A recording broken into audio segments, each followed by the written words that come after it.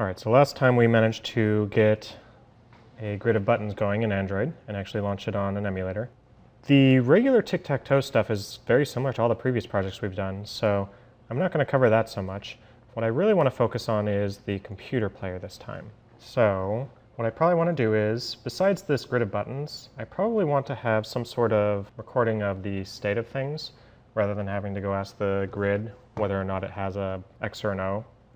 I could do it that way, where basically every time I want to check buttons, I just check the text on it. So let's go ahead and say I want an int array of, what should I call this? The board, I guess. And this will be the corresponding thing that checks for X's and O's.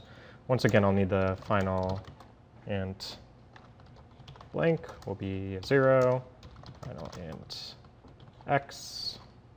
Let's call this x move, just so that that's clear.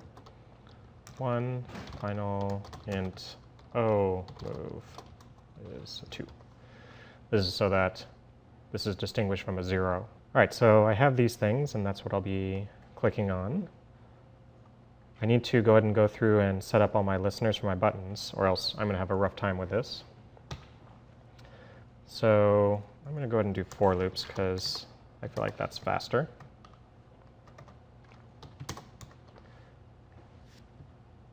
X is going to go from 0 to 3.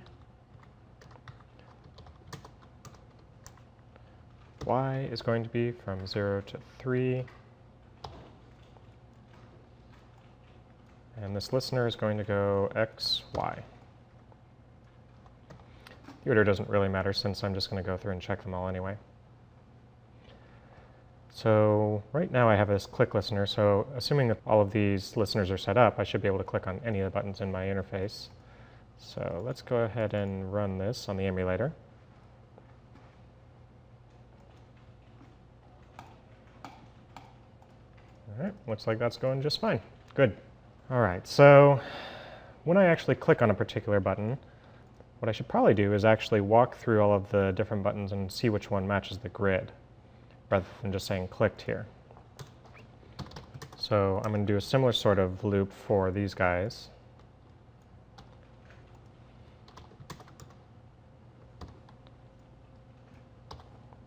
Where I'm going to check to see if the source of the click is this particular button.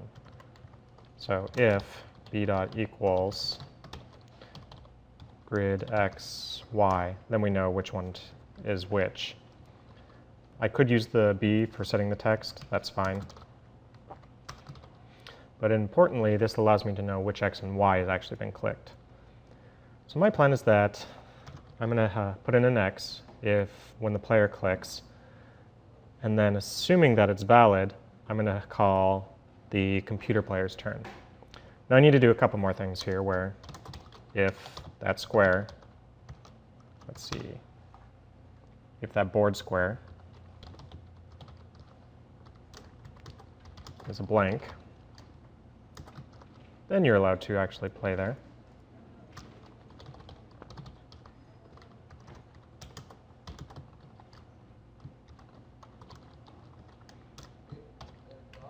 And one other thing I should do here besides playing is I should disable this, so that I'm only able to play there once. So let's go ahead and run this on the emulator again. Make sure that works. All right, good.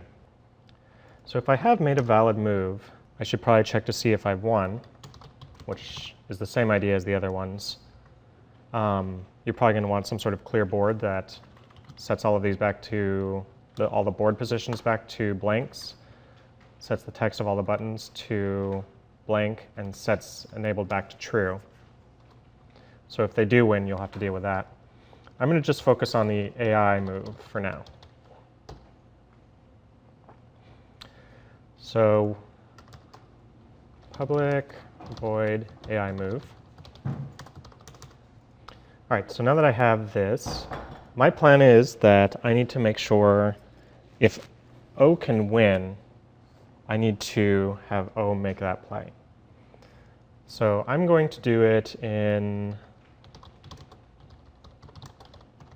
check the columns first, then I'm going to check the rows, and then I'm going to check the two diagonals. The reason being that I can use for loops to check columns.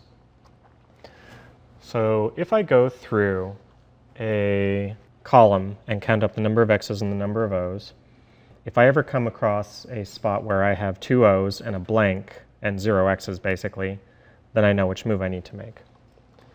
So there's 3 possible columns, so I'll do this as X.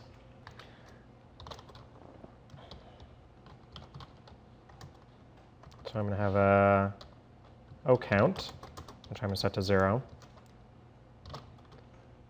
And let's go ahead and do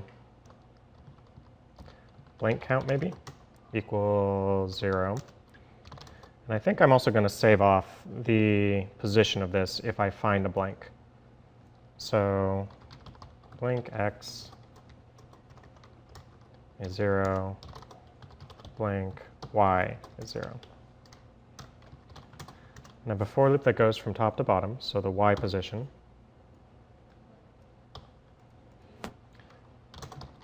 So now I go, hey, board, at XY. Are you a blank? If you are, blank count plus plus. And also, while I'm here, blank X equals X, blank Y is Y. So I'm going to save off the position of that particular blank. If board X, Y is an O move, O count plus plus.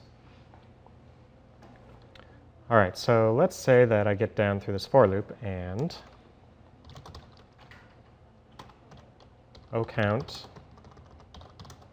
is 2 and blank count is 1. Hooray, I have a winning move and I should make it.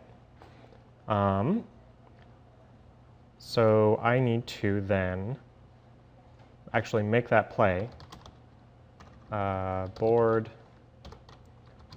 blank X, blank Y is no move. And we're done. So I'm going to jump out of this return statement.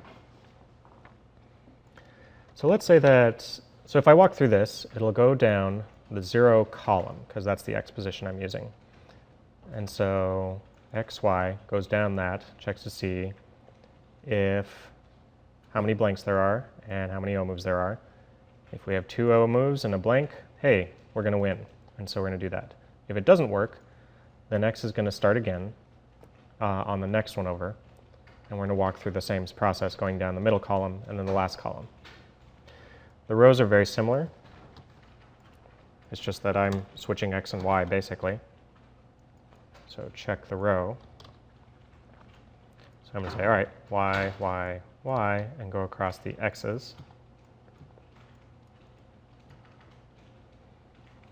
And that's basically it. I just switched the X and Y's because now the X loop, the inner one, is going to go across. So I'm going to check 0, 1, 2 in this.